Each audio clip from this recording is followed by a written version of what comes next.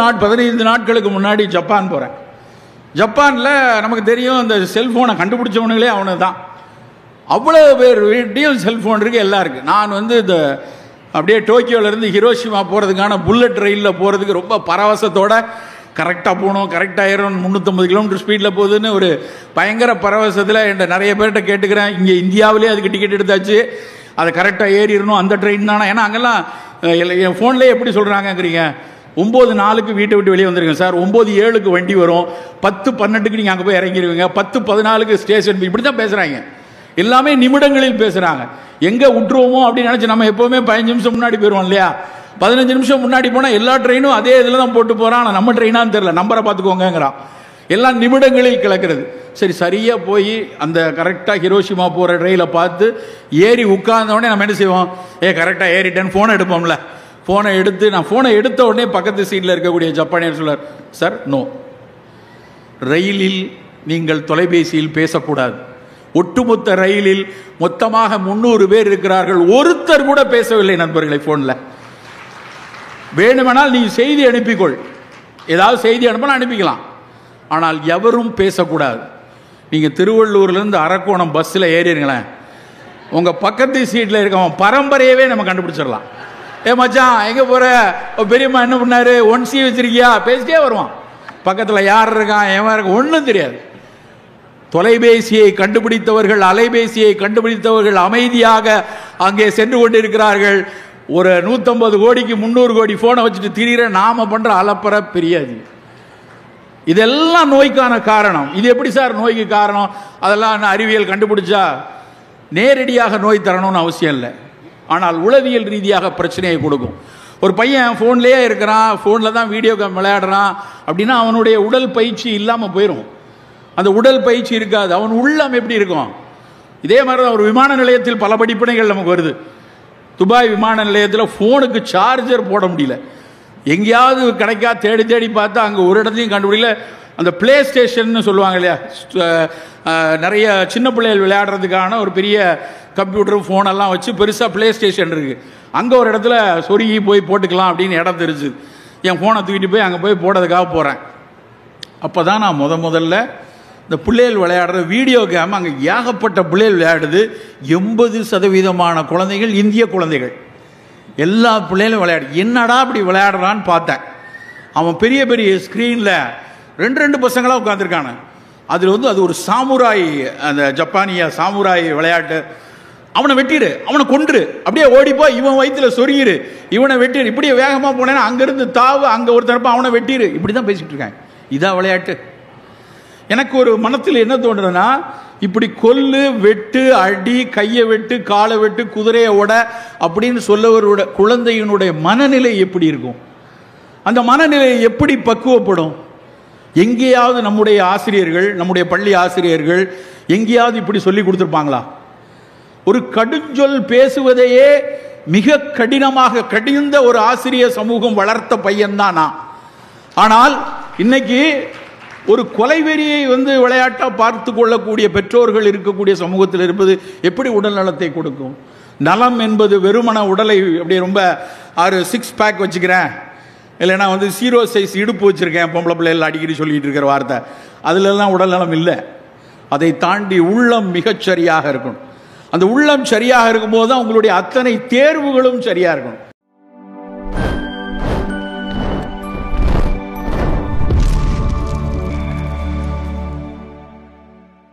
நண்பர்களே, ரொம்ப ரொம்ப ரொம்ப கவனமாக இருக்க வேண்டிய இடம் சர்க்கரை வியாதி தான். நேற்றைக்கு கூட ஒரு மருத்துவ அறிஞர்களோடு சேர்ந்த விஷயத்தில் தமிழகத்தில் மிக தலையாய செய்ய வேண்டிய மருத்துவ சவால்னா என்ன நினைக்கிறீங்கன்னு என்ற ஒரு கேள்வி கேட்டான். ரொம்ப ரொம்ப முக்கியம், இது ரொம்ப இம்பார்ட்டன்ட் அப்படின்னா என்ன செய்யணும் அப்படின்னு கேட்டால் எனக்கு ரொம்ப யோசிச்சு பார்த்தா உடனே தோன்றுறது, இந்த சர்க்கரை வியாதியினுடைய கட்டுப்பாட்டை மிக தீவிரமாக வலுப்படுத்த வேண்டும். சரி, எப்போ ஆரம்பிக்கிறது அதுக்கான செயல்பாட்டை? முன்னாடிலாம் சொல்லுவோம், சர்க்கரை வியாதினா நாங்கள் படிக்கிற காலத்தில் அது பேர் ரிச் மேன் டிசீஸ், பணக்காரர்களுக்கான வியாதி. நாங்கள்லாம் ரொம்ப ஜாலியாக சொல்லுவோம், அதெல்லாம் வயிற்று பசி இருக்கவனுக்கெல்லாம் வராதுடா, முட்டில் பசி இருக்கும்போது முந்திரி பருப்பை வறுத்து திம்மாம்பாரு, அவன் தாண்டா சர்க்கரை வியாதியில் போடுவான். நமக்கெல்லாம் நம்ம தினம் இப்படி உழைக்கிறோம், ஓடா இருக்கோம், வேர்த்து வெளியில், நமக்கெல்லாம் வராதுன்னோம். ராமச்சந்திரா மருத்துவக் கல்லூரியில் ஒரு 10 வருஷத்துக்கு முன்னாடி ஒரு ஆய்வு செய்தார்கள். அதில் கிட்டத்தட்ட 5000 பேருக்கு பர்சி ஸ்டடின்னு சொல்லுவாங்க, எபிடமாலஜிக்கல் ஸ்டடி.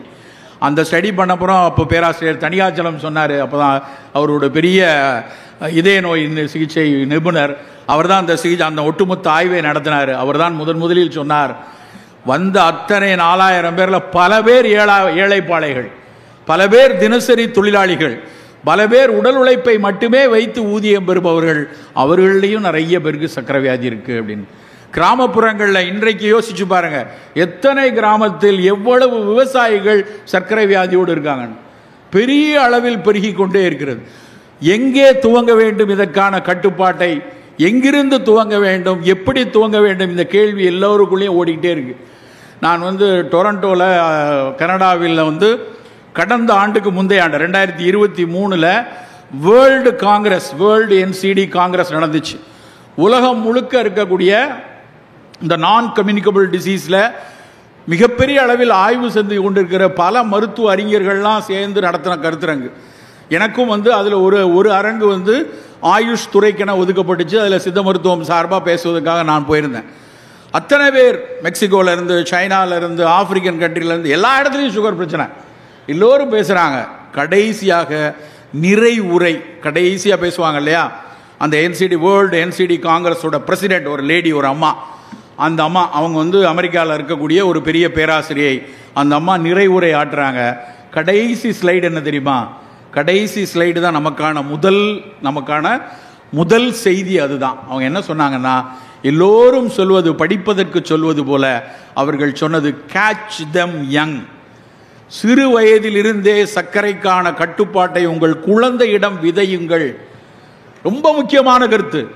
சிறு வயதிலிருந்தே உங்களுக்கு இன்னைக்கு 10 வயசுல பையன் இருப்பான், 12 வயசுல பொம்பளை பிள்ளை இருக்கும். உங்க மனசெல்லாம் என்ன இருக்குன்னா, தலைகீழ நின்று தண்ணி குடிச்சு தொங்கி நீட்டு படிக்க வைக்கணும், JEE படிக்க வைக்கணும்னு 24 மணி நேரம் அவனை படின்னு போட்டு மிதிச்சிட்டு இருப்போம். அதுக்கான ஸ்கூல்லேயே கொண்டு போய் சேர்ப்போம். நேற்று கூட எனக்கு ஒரு நண்பர் ஒருத்தர் எனக்கு அனுப்புறாரு. 5ஆம் கிளாஸ் படிக்க போகுது ஒரு பிள்ளை, 4ஆம் கிளாஸ்லேருந்து 5ஆம் கிளாஸ் போகுது. ஒரு பள்ளியில் இடம் வேணும், இதுக்கு யாராவது உங்களுக்கு தெரிந்தால் பரிந்துரை கொடுங்க அப்படின்னு கேட்குறாங்க. எதுக்கு கேட்குறாங்க தெரியுமா? 5ஆம் கிளாஸ் அந்த ஸ்கூலில் போயிட்டா 6லேருந்து நீட்டுக்கு படிக்க ஆரம்பிச்சிடலாம். நான் சொன்னேன், இந்த நீட்டுக்கு படித்து அவன் மருத்துவன் ஆவானான்னு தெரியாது, ஆனால் மனநோயாளி ஆவதற்கான வாய்ப்பு நிறைய இருக்குது, தயவு செய்து பண்ணாத. எனக்கு பரிந்துரை கேட்டு எனக்கு குறுஞ்செய்தி அனுப்புகிறாங்க. யார்கிட்டயாவது சொல்ல முடியுமா அவனை 5ஆம் கிளாஸ்? அதுக்காக நான் மருத்துவ நீட் படிக்கிறதா அப்படிலாம் சொல்லலை. படிங்க, அதுக்கு +1 +2 பாடத்தோடு சேர்ந்து அதுக்காக படித்து வரலாம். ஆனால் இந்த வியாதி இருக்கு இல்லையா, எப்படியாவது படிப்பை தவிர வேற எந்த நீட்டு JEEன்னு பெருங்கூட்டம் முட்டிக்கொண்டே இருக்கிறது. நண்பர்கள், அவர்கள் எனக்கெல்லாம் ஒரு கவலை இருக்கிறது. அவங்கெல்லாம் இப்படி படித்து, எப்படி மருத்துவம் படித்து, எப்படி ஒரு மருத்துவத்திற்கான ஒரு 360 டிகிரியில் பார்க்க வேண்டிய சேவையை செய்வார்கள் என்று ஒரு பெரிய சந்தேகமே வருகிறது. சிறு வயதிலிருந்தே உங்கள் குழந்தைக்கு நீங்கள் செய்ய வேண்டிய முதலீடு உடல் நலம். நண்பர்களே, அந்த உடல் நலம் என்பது உள்ள நலமும் சேர்ந்த விஷயம். அந்த குழந்தை சின்ன வயசுலேருந்தே நல்லா ஆடி பாடி மகிழ்ந்து இருக்கக்கூடிய மனநிலையை முதல்ல உறுதி செய்யணும். என் பையன் யார்கிட்டையுமே பேச மாட்டான், அவன் உண்டு, அவன் வேலை உண்டு இருப்பான்னா அங்கேயே பிரச்சனை இருக்குன்னு அர்த்தம். அவன் யார் பேச்சையும் கேட்காம திரிகிறான், ஓடுறான், ஆடுறான்னா கொஞ்சம் சந்தோஷமாக இருக்கலாம். சரி, அந்த பையன் பிழைச்சிக்கிறதுக்கான வாய்ப்பு நிறைய இருக்குது அப்படின்னு. அப்புறம் பல பேர் பார்த்தீங்கன்னா எந்த நேரமும் இந்த ஃபோனை வச்சுக்கிட்டு, அன்றைக்கி நான் ஒருத்தர் வீட்டுக்கு போகிறேன், அந்த வீட்டில் போய் அவரோட சுந்தர் எங்கே அப்படின்னு, அவங்க வீட்டு சின்ன பையன், அவனை பார்க்கணுன்னு ஆசையாக இருந்துச்சு. சுந்தர் எங்கே அப்படின்னா அவங்க அம்மா அப்பா அப்படியே, சுந்தர் எங்கே, அங்கே தானே இருந்தான், இங்கே தானே இருக்கான் அப்படின்னு டக்குன்னு அவங்க அம்மா ஃபோன் எடுக்காங்க. அவன் ஆன்லைனில் தான் இருக்கான். என்ன பதில் இது? அவன் வெளியே விளையாண்டுட்டு இருக்கான், மாமா வீட்டுக்கு போயிருக்கான், மெத்தையில் இருக்கான் அப்படி சொல்லலாம். ஆன்லைனில் இருக்கான். இப்போ ஆன்லைனில் இருக்கானா பெண் லைனில் இருக்கானான்னு தெரியாது, அதுக்கப்புறம் தான் கண்டுபிடிக்கணும்.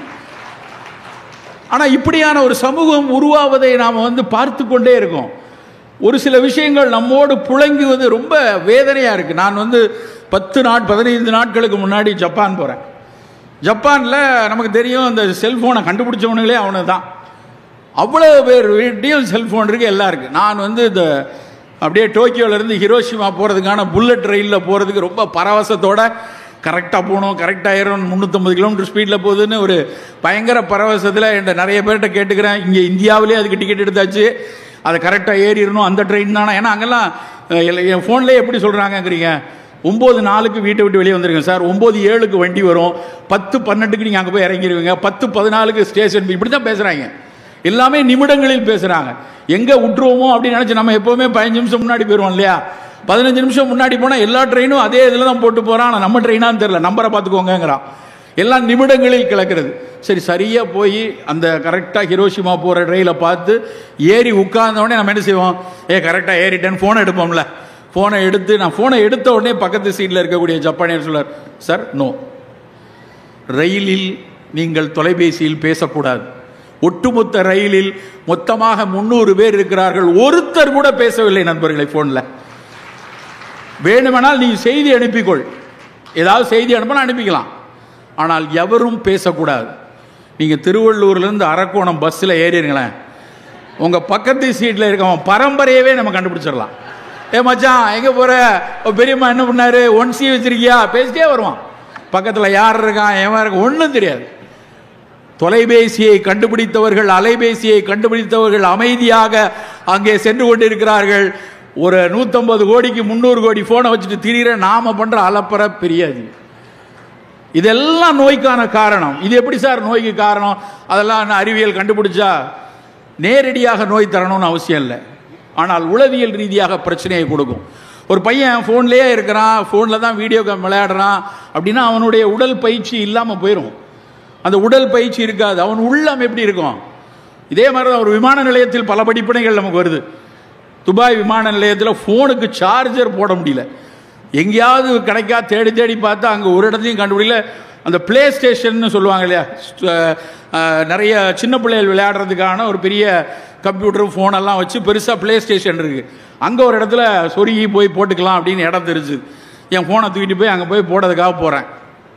அப்போ தான் நான் முதல்ல இந்த பிள்ளைகள் விளையாடுற வீடியோ கேம் அங்கே ஏகப்பட்ட பிள்ளைகள் விளையாடுது.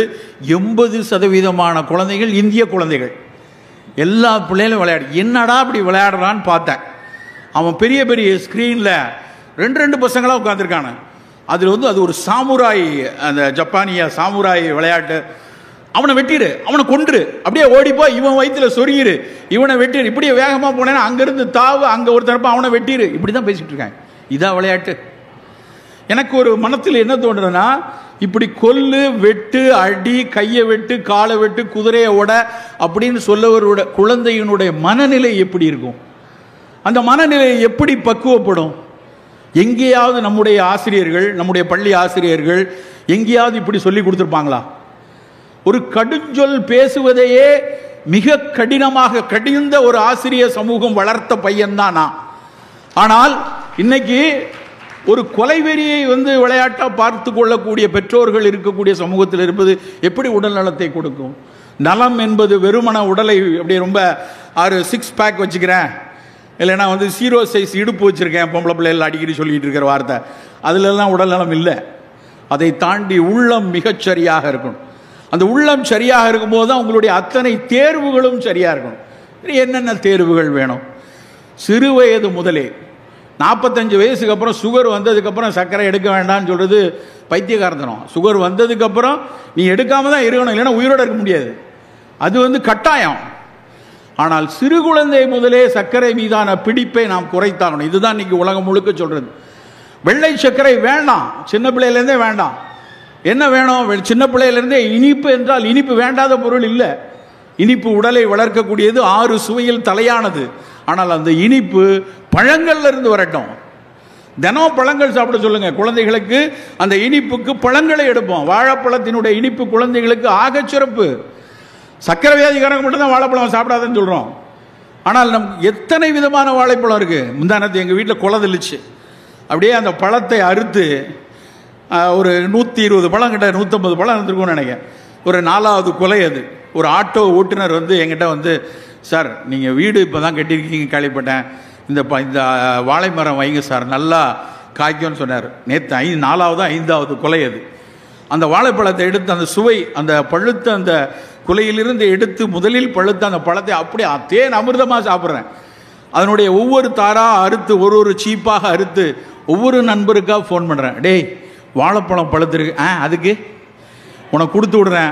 வாழைப்பழத்தை யாரா சாப்பிடுவாங்க, நீயே வச்சுக்கோடா, வேணா பக்கத்தில் எங்கேயாவது பிள்ளையார் கோயிலில் வேணா போய் கொடு, பல பேர் வாழைப்பழத்தை 10 ஸ்டாண்டா மட்டும் தான் வச்சுருக்கான், மறந்துட்டானுங்க. யார் வீட்டுக்காவது நம்ம இப்போல்லாம் போகிறோம் வீடுகளுக்கு, யாராவது வீட்டுக்கு போகும்போது வாழைப்பழம் வாங்கிட்டு போங்களேன், வந்துட்டாயா. நம்மளாம் ஆப்பிள் வாங்கிட்டு போகணும், அப்படியே மெரிடியன் ஃப்ரூட், ஆரஞ்சு, இல்லைன்னா கிவி, இல்லைன்னா டிராகன், அது வாங்கிட்டு போனால் தான் மதிப்பு. ஆனால் நம்ம ஊர் பழத்தை எடுத்துகிட்டு போகிறதுக்கு மதிப்பு இல்லை. சவுதியிலிருந்து வரேன், என்னுடைய பேக் ஹேண்ட் லக்கேஜ் 7 கிலோ. ஆனால் அன்றைக்கி ஒரு 8.5 கிலோ ஆயிடுச்சு. என்ன 8.5 கிலோன்னா, சார் அதெல்லாம் அனுப்ப பண்ண முடியாது சார் அப்படின்னா. என்ன பண்ணேன்னு எனக்கு தெரியல. அதில் 3 கிலோ பேரிச்சம்பழம் இருக்குது. அதை திறந்து அங்கே அஜ்வா அப்படின்னு இஸ்லாத்தில் கொண்டாடப்படக்கூடிய பேரிச்சை அது. அதை ஒரு நண்பர் சொன்னார்னு சொல்லி அதை வாங்கி வச்சுருக்கேன். நான் அப்புறம் அந்த பேரிச்சம்பழத்தை மட்டும் எடுத்து வழியை நம்பர்கிட்ட கொஞ்சம் கொடுத்துடலான்ட்டு அதை எடுக்கிறேன். அந்த விமான சிப்பந்தி சொல்கிறார், பேரிச்சை கொண்டு போகிறீங்களா, எடுத்துகிட்டு போங்க, எங்கள் ஊர் பழம். அவன் நாட்டு பழத்தை அவன் பெருமைப்படுகிறான். ஆனால் நம்ம வாழைப்பழத்தை சிறுமையாக யோசிக்கிறோம். கொய்யா பழத்துக்கு மேலே எவ்வளவு நாளாக ஒரு சிறுமை இருந்துச்சு, போடா கொய்யான் இருந்தானுங்க. ஆனால் கொய்யாவை பற்றி national institute of nutrition doctor Gopal அவர் எழுதிய புத்தகத்தில் தான் முதல்ல படித்தேன். இருக்கிற பழங்கள்லேயே ஆகச் சிறந்தது சிகப்பு கொய்யா. அந்த கொய்யாவினுடைய சிவப்பு கொய்யாவில், அந்த கொய்யா பழத்தில் விட்டமின் சி இருக்குது, பி இருக்குது, ஃபைபர் இருக்குது. அதில் இருக்கக்கூடிய சிவப்பு நிறத்துக்குள்ள லைகோபீன் இருக்குது. லைகோபீன்கிறது ஒரு மிகச்சிறந்த ஆன்டி ஆக்சிடென்ட். அப்போ நம்ம வீட்டு பிள்ளைகளுக்கு இனிப்பு வேண்டும் என்றால் பழங்களை கொடுக்க வேண்டும் நண்பர்களே. தினம் ஒரு பழம் சாப்பிடட்டும். காலையில் கண்டிப்பாக அது நேந்திரனா, செவ்வாழையா, ரஸ்தாலியா, கதலியா, மலை வாழைப்பழமா, சிறுமலை பழமா, நாட்டுப்பழமா, மோரிசா, எத்தனை பழம் இருக்குது வாழைப்பழத்தில். ஒரு பழத்துக்கு ஒரு மருத்துவ குணம் இருக்குது. செவ்வாழை சாப்பிட்டோன்னா நின்று கொண்டே பணியாற்றக்கூடிய ஆசிரியர்கள், நின்று கொண்டே பணியாற்றக்கூடிய காவலர்கள், அவங்களுக்கு குதிகாலில் ஒரு வலி வரும்.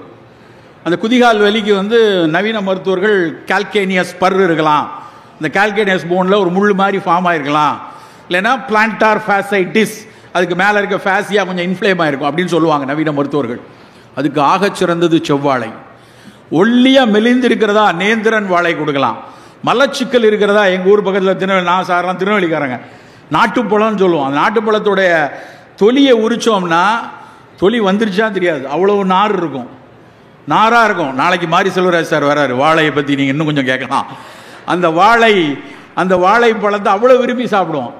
எங்கள் அப்பா எங்கள் தாத்தாலாம் சொல்லுவார், ஒழுங்காக வெளிக்கு போலேன்னா தினம் காலையில் அதை சாப்பிட்றா. சின்ன பிள்ளைகள அப்பா அம்மாக்கள் மிக கவனமாக பார்க்கிற இடம், ஒழுங்காக கொல்லைக்கு போகிறானா, ஒழுங்காக வெளியே போகிறானா, எல்லா பிள்ளைகளையும் பார்ப்பார்கள். இப்போ பல பேர் வீட்டில் கேட்டால் அவன் வரும்போது போய்க்குவான். எப்போ வரும் சார்? அது 2 நாளைக்கு ஒருக்க எப்படி வந்துடும் சார்? அது என்ன போஸ்டா, டிஹெச்எல் கொரியரா? தினம் கழிக்கணும்டா. மலம் என்பது தினம் கழித்து வெளியே தள்ளக்கூடிய ஒரு பொருள். அதனால தான் அதுக்கு பேர் காலை கடன். உள்ள வச்சா வட்டிக்கு மேலே வட்டி வரும். பல பிள்ளைகள், சிறு பிள்ளைகள் காலையில் மலம் கழிக்கிறதுல. வாழைப்பழம் கொடுங்க, காலையில் வாழைப்பழம் சாப்பிட்டாலே போதும். நிறைய பேர் ராத்திரியில் சாப்பிடணும்னு நினைக்கிறாங்க, அப்படிலாம் இல்லை. காலையில் வாழைப்பழத்தை முதல் உணவாக எடுத்துக்கொள்ளுங்கள். தினம் மலம் நல்லா கழியக்கூடிய தன்மை இருக்கும். ஸோ இனிப்பு என்றால் பழங்களை சிறு வயதிலிருந்து கொடுங்க. மற்ற 6 சுவைகளும் இருக்கணும். எல்லா சுவைகளும் நல்லது தான். கசப்பு, துவர்ப்பு, புளிப்பு, உப்பு, கார்ப்பு, 6 சுவை இருக்கணும். இந்த 6 சுவைங்கிறது வெறும் நாக்கில் தெரிகிற ஒரு உணவை எடுக்கணுமா வேணுமான்னு சொல்லக்கூடிய வெறும் இண்டிகேட்டர் இல்லை. அந்த சுவை, ஒவ்வொரு சுவைக்கு பின்னாடியும் மருத்துவ குணம் இருக்கிறது நண்பர்களே. அசிடிட்டி இருக்குது, புளிப்பு இருக்குது அப்படின்னா அந்த புளிப்புக்கு பின்னாடி சிட்ரிக் ஆசிட் இருக்கலாம், ஆக்சாலிக் ஆசிட் இருக்கலாம், டாட்டாரிக் ஆசிட் இருக்கலாம், ஹைட்ராக்சி சிட்ரிக் ஆசிட் இருக்கலாம். இந்த ஒரு அமிலங்களும் தான் உள்ளே போய் பல நொதிகளை உள்ளே உட்கிரகிப்பதற்கு வேலை செய்யும். ஸோ ஒவ்வொரு நாளும் ஒரு விதமான புளிப்பில் நம்ம எடுத்துக்கலாம். தினம் புளியை கரைக்கணும்னு அவசியம் இல்லை. ஒரு நாள் தக்காளி பழத்தில் சாப்பிடுங்க, ஒரு நாள் எலுமிச்சம் பழத்தில் சாப்பிடுங்க. அப்படி புளி, வேறுபட்ட புளி, குடம்புளின்னு ஒன்று இருக்குது. எத்தனை பேருக்கு தெரியும் தெரியல. குடம்புளிங்கிறது மீனை சமைக்கிறதுக்கு கேரளத்தில் பயன்படுத்துவாங்க.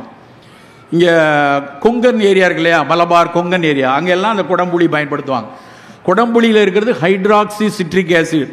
ரொம்ப முக்கியமான விஷயம் என்னன்னா, அது ஒன்று தான் கொழுப்பை கரைக்கக்கூடியது. ஃபேட் பர்னருங்கிறான். அடிப்போஸில் ஃபேட் இருந்தாலும் சரி, உடம்புல இருக்க கொழுப்பை கரைக்கக்கூடியது அந்த குடம்புளி. அதை பயன்படுத்தணும். அப்போ சிறு வயதிலிருந்தே எடுக்கக்கூடிய முனைப்பில் முதல் விஷயம் இனிப்பை நேரடி வெள்ளை சர்க்கரை இல்லாமல் பழங்களிலிருந்து எடுத்துக்கொள்வோம். அதுக்கு மேலே வேணும்னா கொஞ்சம் நாட்டு சர்க்கரை, கொஞ்சம் போல கரும்பு வெல்லம், கொஞ்சம் போல பனங்கருப்பட்டி, கொஞ்சம் தேன் பயன்படுத்தி கொள்ளலாம் குழந்தைகளை பொறுத்த வரைக்கும். உப்பு இந்த உலகத்தில் நம்ம யார் சொன்னான்னு தெரில, உப்பில்லா பண்டம் குப்பையிலேன்னாங்க. அந்த பொருள் நல்லா தெரிஞ்சுக்கணும். உப்பில்லா பண்டம் குப்பையிலேன்னா அதுக்கு எல்லா பண்டத்துலேயும் உப்பு போடு, இல்லைன்னா குப்பையில் போடுன்னு அர்த்தம் கிடையாது. உப்பு போடலைன்னா சில காலம் கழித்து அது கெட்டு போய்விடும். கெட்டு போனால் அதை நீ குப்பையில் தான் போடணும். அப்போ எந்த பொருளை நீ சேமித்து வைக்கணுமோ அந்த பொருளுக்கு நீ உப்பு போட்டுக்கோன்னு அர்த்தம். அதுக்காக எல்லாத்துலேயும் உப்பு போட்டு நிலைமை என்ன தெரியுமா? இன்னைக்கு உலக சுகாதார நிறுவனம் ஒரு நாளைக்கு 4 கிராம் தான் உப்பு சாப்பிட சொல்லியிருக்கு. ஒரு நாளைக்கு 4 கிராம். நம்ம எல்லாரும் எவ்வளோ சாப்பிட்றோம் தெரியுமா? ஒரு நாளைக்கு குறைந்த அளவு 8 கிராம் சாப்பிட்றோம், டபுள் மடங்கு. அதுக்கு வேற தெரியாமல் கொஞ்சம் உப்பு குறைஞ்சேன்னா வீட்டம்மா அப்படி முறைக்கிறது, அப்படியே உப்பு சொரணை இல்லாதவன் ஆக்கிறேன்னு நினச்சியா அப்படின்னு சண்டை போடுறது. ஊறுகாய் இல்லாமல் நான்லாம் மோர் சோறு சாப்பிட மாட்டேன் சார், அது சில குரூப்பு. தயவு செய்து உப்பை தயவு செய்து குறைங்கள். ஊறுகாயெல்லாம் வேண்டாம், தொக்குலாம் வேண்டாம். வெளிநாடுகள்லாம் என்ன பிரச்சனைனா, இங்கேருந்து அத்தனை ஸ்வீட் ஸ்டால்லையும் விற்கிறாங்க இல்லையா, அதில் இருக்கக்கூடிய தொக்கை பாட்டிலாக வாங்கி அடுக்கி வச்சுருக்காங்க. இங்கேருந்து இந்த பிள்ளை பார்க்குறதுக்காக போகிறாங்களே அப்பா அம்மாக்கள், பிள்ளைய வளர்க்குறது, குண்டி கழுவி விடுறதுக்கு, தூக்குறது, தடக்கிறதுன்னு தூக்கிட்டு போகிற அத்தனை அப்பா அம்மாவும் சட்டியாக தூக்கிட்டு போகிற விஷயம் வந்து தொக்கு ஊறுகாய் 6 மாதத்துக்கு வேணுங்க. 6 மாதம் நான் இருக்க போகிறேன், விசா அதோட முடியும். அது வரைக்கும் ஒரு 15 பாட்டில் ஏத்தாப்புல கடையில் போய் வாங்கிட்டு போயிடுவாங்க. அதை வாங்கி கொண்டு போய் வச்சு அதை போட்டு சோத்தில் போட்டு சாப்பிட்றது. நண்பர்களே, நமக்கு உப்பு வேண்டாம், உப்பு குறைத்தாகணும். தன்னைத்தான் காதல நாயின் எனைத் தொன்றும் துன்னற்க தீவினை பால் முயுவ விளக்க உரை. ஒருவன் தன்னைத்தான் விரும்பி வாழ்பவனாயின் தீய செயலாகிய பகுதியே எவ்வளவு சிறியதாயினும் பொருந்தாமல் நீங்க வேண்டும். சாலமன் பாப்பையா விளக்க உரை. தன்மீது அன்புள்ளவன் எவ்வளவு சிறிது என்றாலும் சரி, மற்றவர்க்குத் தீமை செய்ய வேண்டா. கலைஞர் விளக்க உரை. தனது நலத்தை விரும்புகிறவன் தீய செயல்களின் பக்கம் சிறிதளவு கூட நெருங்கலாகாது. தன்னைத்தான் காதல நாயின் எனைத் தொன்றும் துன்னற்க தீவினை பால் முயுவ விளக்க உரை. ஒருவன் தன்னைத்தான் விரும்பி வாழ்பவனாயின் தீய செயலாகிய பகுதியே எவ்வளவு சிறியதாயினும் பொருந்தாமல் நீங்க வேண்டும். சாலமன் பாப்பையா விளக்க உரை. தன்மீது அன்புள்ளவன் எவ்வளவு சிறிது என்றாலும் சரி, மற்றவர்க்குத் தீமை செய்ய வேண்டா. கலைஞர் விளக்க உரை. தனது நலத்தை விரும்புகிறவன் தீய செயல்களின் பக்கம் சிறிதளவு கூட நெருங்கலாகாது. தன்னைத்தான் காதல நாயின் எனைத் தொன்றும் துன்னற்க தீவினை பால் முயுவ விளக்க உரை. ஒருவன் தன்னைத்தான் விரும்பி வாழ்பவனாயின் தீய செயலாகிய பகுதியே எவ்வளவு சிறியதாயினும் பொருந்தாமல் நீங்க வேண்டும். சாலமன் பாப்பையா விளக்க உரை. தன்மீது அன்புள்ளவன் எவ்வளவு சிறிது என்றாலும் சரி, மற்றவர்க்குத் தீமை செய்ய வேண்டா. கலைஞர் விளக்க உரை. தனது நலத்தை விரும்புகிறவன் தீய செயல்களின் பக்கம் சிறிதளவு கூட நெருங்கலாகாது. தன்னைத்தான் காதல நாயின் எனைத் தொன்றும் துன்னற்க தீவினை பால் முயுவ விளக்க உரை. ஒருவன் தன்னைத்தான் விரும்பி வாழ்பவனாயின் தீய செயலாகிய பகுதியே எவ்வளவு சிறியதாயினும் பொருந்தாமல் நீங்க வேண்டும். சாலமன் பாப்பையா விளக்க உரை. தன்மீது அன்புள்ளவன் எவ்வளவு சிறிது என்றாலும் சரி, மற்றவர்க்குத் தீமை செய்ய வேண்டா. கலைஞர் விளக்க உரை. தனது நலத்தை விரும்புகிறவன் தீய செயல்களின் பக்கம் சிறிதளவு கூட நெருங்கலாகாது. தன்னைத்தான் காதல நாயின் எனைத் தொன்றும் துன்னற்க தீவினை பால் முயுவ விளக்க உரை. ஒருவன் தன்னைத்தான் விரும்பி வாழ்பவனாயின் தீய செயலாகிய பகுதியே எவ்வளவு சிறியதாயினும் பொருந்தாமல் நீங்க வேண்டும். சாலமன் பாப்பையா விளக்க உரை. தன்மீது அன்புள்ளவன் எவ்வளவு சிறிது என்றாலும் சரி, மற்றவர்க்குத் தீமை செய்ய வேண்டா. கலைஞர் விளக்க உரை. தனது நலத்தை விரும்புகிறவன் தீய செயல்களின் பக்கம் சிறிதளவு கூட நெருங்கலாகாது. தன்னைத்தான் காதல நாயின் எனைத் தொன்றும் துன்னற்க தீவினை பால் முயுவ விளக்க உரை. ஒருவன் தன்னைத்தான் விரும்பி வாழ்பவனாயின் தீய செயலாகிய பகுதியே எவ்வளவு சிறியதாயினும் பொருந்தாமல் நீங்க வேண்டும். சாலமன் பாப்பையா விளக்க உரை. தன்மீது அன்புள்ளவன் எவ்வளவு சிறிது என்றாலும் சரி, மற்றவர்க்குத் தீமை செய்ய வேண்டா. கலைஞர் விளக்க உரை. தனது நலத்தை விரும்புகிறவன் தீய செயல்களின் பக்கம் சிறிதளவு கூட நெருங்கலாகாது. தன்னைத்தான் காதல நாயின் எனைத் தொன்றும் துன்னற்க தீவினை பால் முயுவ விளக்க உரை. ஒருவன் தன்னைத்தான் விரும்பி வாழ்பவனாயின் தீய செயலாகிய பகுதியே எவ்வளவு சிறியதாயினும் பொருந்தாமல் நீங்க வேண்டும். சாலமன் பாப்பையா விளக்க உரை. தன்மீது அன்புள்ளவன் எவ்வளவு சிறிது என்றாலும் சரி, மற்றவர்க்குத் தீமை செய்ய வேண்டா. கலைஞர் விளக்க உரை. தனது நலத்தை விரும்புகிறவன் தீய செயல்களின் பக்கம் சிறிதளவு கூட நெருங்கலாகாது. தன்னைத்தான் காதல நாயின் எனைத்தொன்றும் துன்னற்க தீவினைப்பால் முயுவ விளக்க உரை. ஒருவன் தன்னைத்தான் விரும்பி வாழ்பவனாயின் தீய செயலாகிய பகுதியே எவ்வளவு சிறியதாயினும் பொருந்தாமல் நீங்க வேண்டும். சாலமன் பாப்பையா விளக்க உரை. தன்மீது அன்புள்ளவன் எவ்வளவு சிறிது என்றாலும் சரி, மற்றவர்க்குத் தீமை செய்ய வேண்டா. கலைஞர் விளக்க உரை. தனது நலத்தை விரும்புகிறவன் தீய செயல்களின் பக்கம் சிறிதளவு கூட நெருங்கலாகாது. தன்னைத்தான் காதல நாயின் எனைத்தொன்றும் துன்னற்க தீவினைப்பால் முயுவ விளக்க உரை. ஒருவன் தன்னைத்தான் விரும்பி வாழ்பவனாயின் தீய செயலாகிய பகுதியே எவ்வளவு சிறியதாயினும் பொருந்தாமல் நீங்க வேண்டும். சாலமன் பாப்பையா விளக்க உரை. தன்மீது அன்புள்ளவன் எவ்வளவு சிறிது என்றாலும் சரி, மற்றவர்க்குத் தீமை செய்ய வேண்டா. கலைஞர் விளக்க உரை. தனது நலத்தை விரும்புகிறவன் தீய செயல்களின் பக்கம் சிறிதளவு கூட நெருங்கலாகாது. தன்னைத்தான் காதல நாயின் எனைத்தொன்றும் துன்னற்க தீவினைப்பால் முயுவ விளக்க உரை. ஒருவன் தன்னைத்தான் விரும்பி வாழ்பவனாயின் தீய செயலாகிய பகுதியே எவ்வளவு சிறியதாயினும் பொருந்தாமல் நீங்க வேண்டும். சாலமன் பாப்பையா விளக்க உரை. தன்மீது அன்புள்ளவன் எவ்வளவு சிறிது என்றாலும் சரி, மற்றவர்க்குத் தீமை செய்ய வேண்டா. கலைஞர் விளக்க உரை. தனது நலத்தை விரும்புகிறவன் தீய செயல்களின் பக்கம் சிறிதளவு கூட நெருங்கலாகாது.